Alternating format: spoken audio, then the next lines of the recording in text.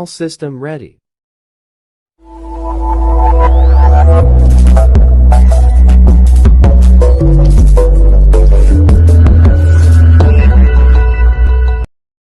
Five, four, three, two, one.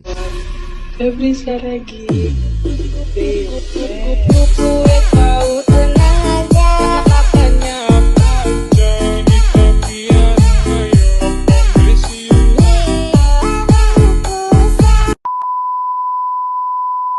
Assalamualaikum warahmatullahi wabarakatuh. My name is Tengku Muhammad Haikal bin Tengku Muhammad Nasir. My matrix number is 20211209141. Today I'm going to make a presentation about establish meeting folder and determine the meeting time. Thank you. Before we start our presentation, there are 10 main points that we will elaborate in this presentation. Number 1 is preparation before meeting. Number 2, establish a meeting folder. Number 3, determine a meeting time. Number 4, reserve a meeting room. Number 5, key and agenda. Number 6, arrange for needed equipment. Number 7, notify the meeting participant. Number 8, use reminder system. Number 9, organize meeting material. And the last one is the preparation of the meeting room. Thank you. Establish a meeting folder. Once you are aware that a meeting will take place, set up a folder for it. Use this folder to collect items related to the meeting, such as the list of attendance, the agenda and notes, also the copies of the material to be distributed. You must create an electronic folder on your computer to store documents related to the meeting. An example of an electronic folder to store documents is shown in the picture below. Thank you. The next one is determine a meeting time. You may be told the time at which a meeting is to take place. In some cases, you may be to schedule a time when all needed participants can attend. Contact each person with a couple of suggested meeting times. Ask if one of the times is convenient. This is especially important when the meeting involves clients or others from outside your company. If the participants are all from within your organization and use calendaring software, you may be able to simply check each person's calendar for a time when he or she is available or not. Thank you. Hello and Assalamualaikum. My name is Amshaifan bin Rosnizam from class BA182B. My number matrix is 2021111599. Today I'm going to present about organize meeting materials and prepare the meeting room. Organize meeting materials. You may be expected to gather materials. Notepads, pencil, file folder, ID badges and parking sticker are examples of these items. Also, organize meeting materials and handouts such as reports or letter that will be used at the meeting. Review any material to be presented at the meeting on the equipment that is available in the meeting room. Next is prepare the meeting room. The room temperature should be comfortable and the seating arranged to fit the meeting style. A room arrangement in which all participants can be seen and heard will make discussion easier. Any presentation aids should be positioned so that they are near the leader and can be seen by everyone in the room. Check to be sure that the request equipment is present and working properly. This is some example.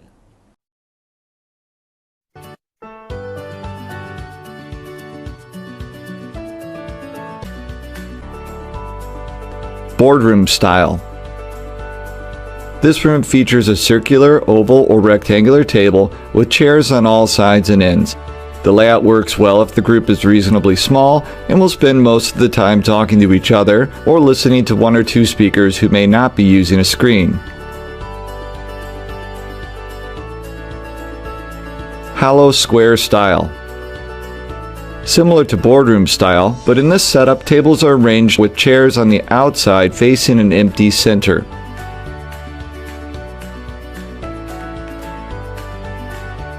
U-shaped style. This room layout is similar to the boardroom style, except that it's favorable for giving presentations, which rely on being able to view a projector screen better. It also allows the speaker or presenter to walk into the hole or opening in the middle of the tables. banquet style. This room layout is where people sit in groups around tables. This is less appropriate when there will be a lot of presentations from the front of the room, but is good for workshops where each of the groups will be working independently from each other.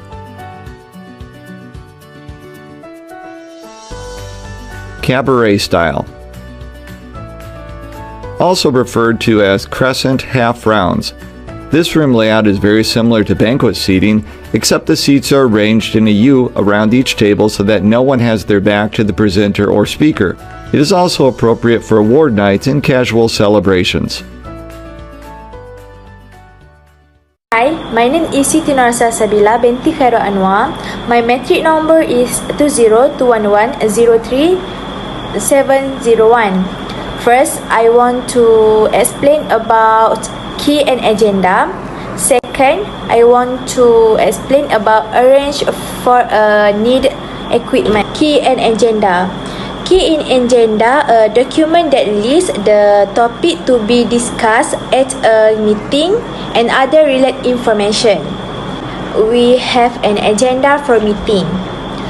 In the agenda, there must be welcome, introduction and apologize, progress since last meeting, consultation, funding applies for AOB, any other business, date and time of next meeting, and lastly, close. This is an example of an agenda. We also must prepare a notice of meeting. Notice of meeting documents is to inform employers and company directors of oncoming meetings. The preparation and service of notice of meeting is an essential condition for a valid meeting.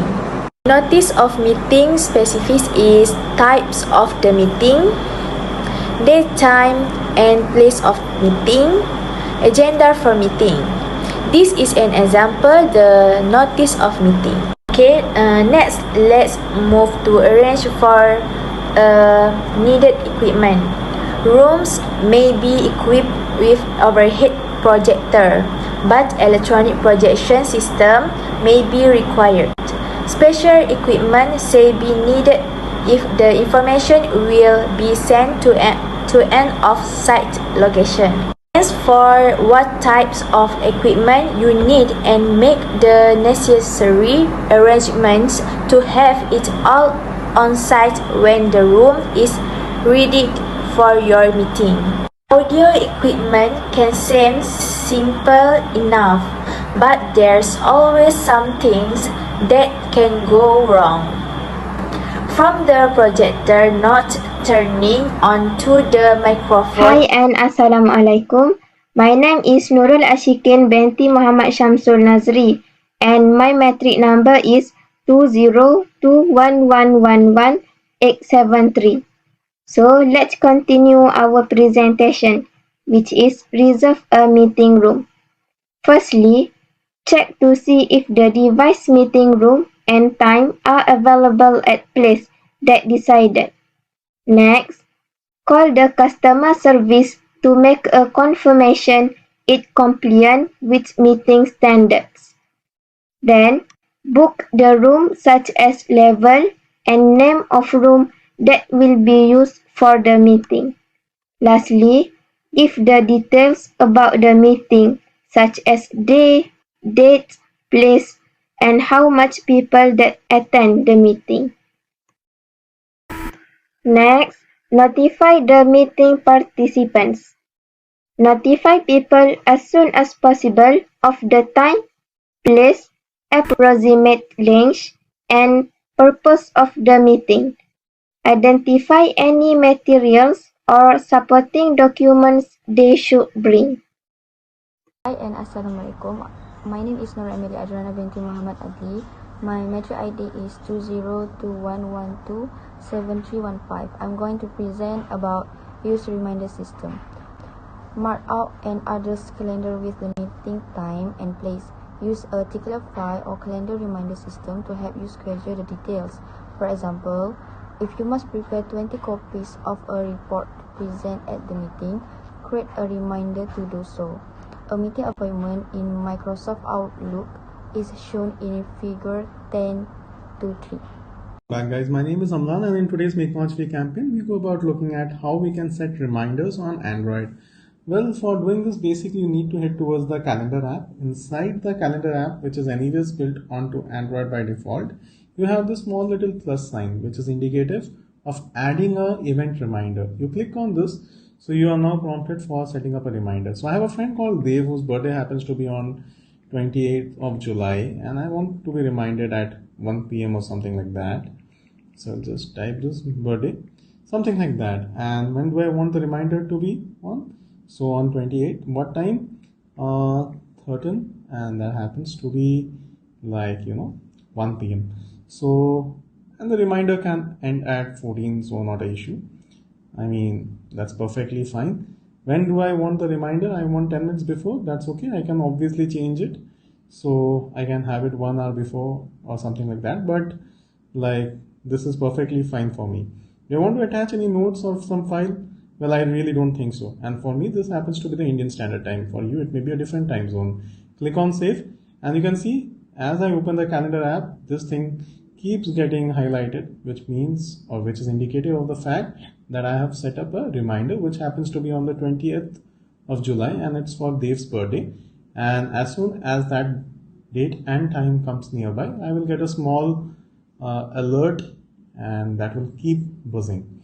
So that's how simple it is. So I'll just repeat. You go to the calendar, you click on the plus sign, you set the event reminder, click on the title, set the time and the date and the end time, and you can decide when you want the reminder to be there. Do you want it to be repeated, not repeated, every day, every week? You can set the frequency here, and what's more is you can also cancel the reminder in case you think, well, the reminder has outlived itself. You can click on the reminder and you can delete it in case you want to do that. There are 4 types of appointment reminders and why you should have options. First one, phone calls.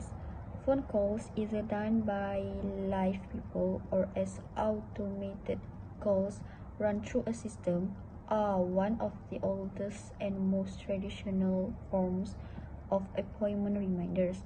These reminders can be time-consuming if you do them with live staff members.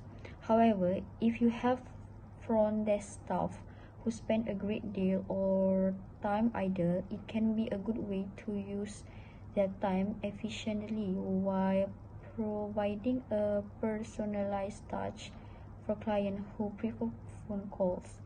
Another option is to use a service that automates your phone calls reminders and uses a computerized or recorded voice to call your clients and give them a reminder. The question is when to call. No matter which type of appointment reminder phone message you are using, the recommended timing for a phone call is 1 day prior to the appointment. The second one is emails. Some clients or patients will prefer to receive an appointment confirmation email instead of a phone call, or in addition to an appointment reminder phone message. Many people find written communication less intrusive than a phone call, and many of us use email regularly enough, perhaps even all through the day. One advantage to using email for appointment reminders is that it is easy to use a service to automate the sending of appointment confirmation emails, reducing the amount of time that employees and staff need to use in sending the messages. There is, however, always the danger that appointment confirmation emails will end up in the spam folders of your client, or will be overlooked in the large amount of email that many people receive in their inbox in a daily basis. When to send an email? If you are going to use appointment confirmation emails, experts recommend that you send them 3 days prior to the appointment. The third one, text messages. One increasingly popular way to reach clients and patients with appointment reminder is through SMS text messaging. Most people, including your clients, carry their cell phones with them at all times, virtually guaranteeing that a reminder text message will reach them when you send it. Text messages, when set up through a service, are also very easy to automate, using little staff time and are an efficient way to send the short reminder to your patients or clients about their upcoming appointment. When asked about their preference for appointment reminder messaging, many clients pick text messaging. It is important to remember that text message appointment reminders should not be your only options, as text messaging for lower income or older clients can be difficult. It is best to keep some traditional offerings, such as phone calls, available. The same question, when to send a text message? When you set up a system to send appointment confirmation text messages, it is recommended that you do so to send the text 2 days prior to the appointment. And last but not least, use the apps. One of the newest pieces of technology that has arrived is the appointment reminder system, or reminder app. Some businesses and offices are asking patients and clients to download appointment apps that make it easier to schedule appointments and that automatically generates reminder to the client. The pros of this approach are that the apps on the market seems to work really well for those who use them. They are multifunctional and work seamlessly between client and provider. The cons, as you might imagine, have to do with cost and client resistance to downloading something new onto their phone. Not every new client is going to be willing to download a new app just to be able to stay in touch with your business, especially with new customers. This is asking a level of commitment that they may not be willing to give. Given that 3 is more than one app available right now, it is possible that clients could be asked by different businesses to download different applications, leaving their phones cluttered with multiple apps for the different services they receive. We encourage you to look into the different types of appointment reminder messages that you can send to your client to reduce no-shows and maximize your time and efficiency. Offer choices to your clients and see how your billable time will increase.